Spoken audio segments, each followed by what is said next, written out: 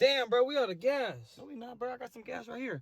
40 and 8. The eighth over there. Oh, right here? That's the 80, bro. Hey, what the fuck you doing, bro? That's 48. It's on top, bro. Yeah, you right here. I'm out there, Damn, bro. bro. Yeah. We up there, bro. Damn, so what's it gonna be? 80 or 40? That's 80, bro. But I got my own weed right here, bro.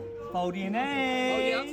Huey Ha was a Vietnamese comedian from Northern California. Born in Stockton, but later relocating to Sacramento, Huey's story is far from the stereotypical Asian upbringing, and he was taken from us way too soon, at the young age of just 22 years old. In my opinion, his career was just taking off, and that's a lot to say about someone that already amassed over 130 million total views on his YouTube alone. But before Huey and Kobe would bless us with some of the funniest skits we have seen in a really long time, they both had their own paths up until this point. And in today's episode, I want to take a dive into Huey's career. But before we do anything, I think it's only right that we talk about his GoFundMe.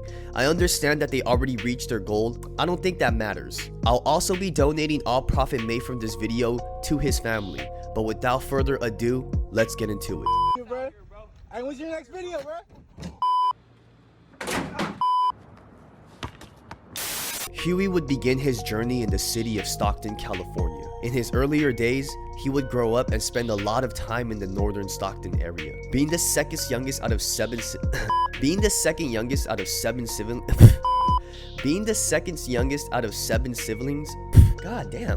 Being the second youngest out of 7 siblings, it's safe to say there were a lot of mouths to feed from the jump. He didn't have the best relationship with his mom, and he had an even worse one with her boyfriend, who was physically abusive, and they would get into a lot of altercations. Back when Huey was in 5th grade, his older brother and a couple of his homies jumped their mom's boyfriend, which caused their boyfriend to move out of the house. But this only caused Huey's mother to move out with him, completely abandoning Huey and his brother. Huey would later come home to find out his mother had moved out because she left when he wasn't home. Can you imagine coming home and realizing that your mom bounced out on you? And now it's just you and your brother and you guys have to figure it all out? Man, this is some fucked up shit. And I can't even imagine what kind of impact this would have on me as a kid. Huey and his brother would stay for another 5 months in the house alone. During this time, Huey would couch surf and sleep over his homies' houses often. Now, obviously the question would be, what happened to school? After all, this was all happening when Huey was only in the 5th grade. Fortunately for Huey, he lived down the street.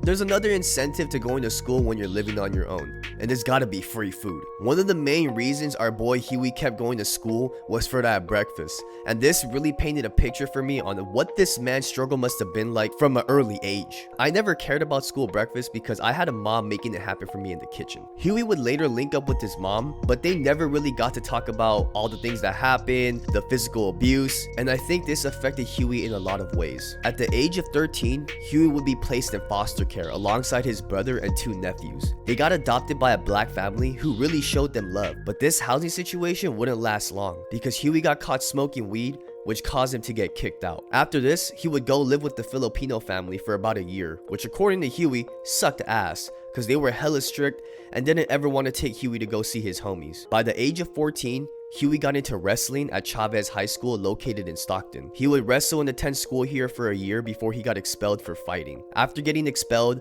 Huey would move in with his mother again for a week before getting picked up by his sister to move to the city of Sacramento. Sacramento is where life would change for Huey. He began his career in comedy on Twitter. The very first skit Huey ever did was on the 6ix9ine Shoelace Challenge.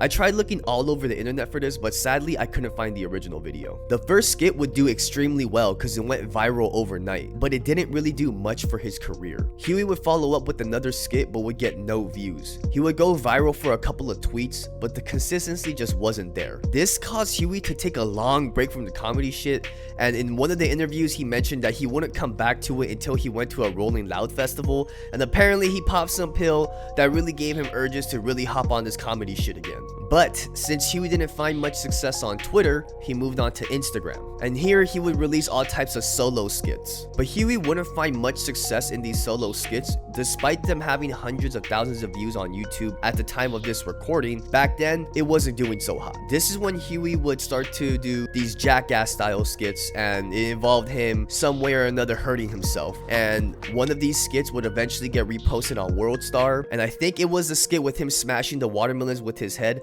I tried looking all over the internet for this clip, but I couldn't find it. Needless to say, Huey has tried all types of content when it comes to his videos, anywhere from pranks to solo skits, duo skits, and even stand-up comedy. But the skits he would become most well known for wouldn't be until much later when he linked up with Kobe. Huey would link up with Kobe through Instagram. Kobe was another up-and-coming comedian but is also a rapper. They started to release skits together, and these are the ones that really took off and started getting millions of views per skit. And they even got Stupid Young and MB Nell on a skit against Asian hate.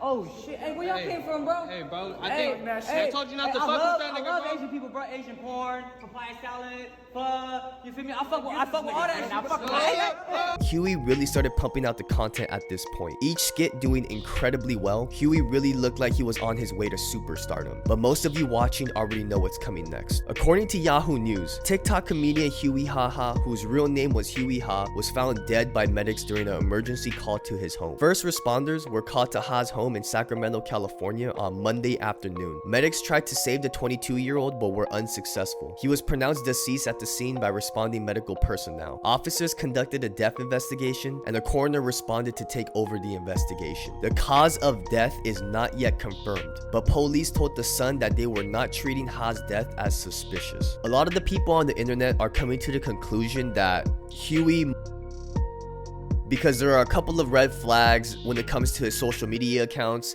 Apparently, he tweeted out "fuck life" just a couple of days before his passing. One of his recent comedy skits, the title of it being "When You're Bipolar," was a little bit alarming to some of his big fans. Guys, it's a beautiful day outside, bro. Shout out to God waking us up. Yeah. No, it's so sunny outside, bro. We should go outside and play. Hell no, bro. Sometimes I just want to be inside all the time, you know? Just sleep forever sometimes. Yeah, it's called dying, you selfish bastard. Yeah, bro. Let's go die in the room. Nah, let's go to Six Flags. Ooh, I love Six Flags.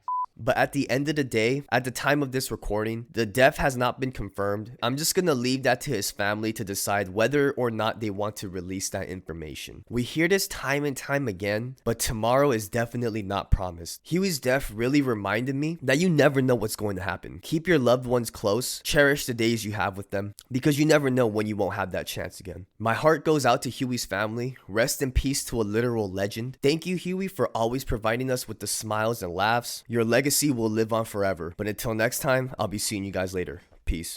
I love when I come home and then my daughter, she just comes running to the door and she just screams like, ah! And like she run around in like a circle and then she comes back and then she hugs me. It's like the best feeling, bro. Like you don't really understand like fatherhood until like you're in that.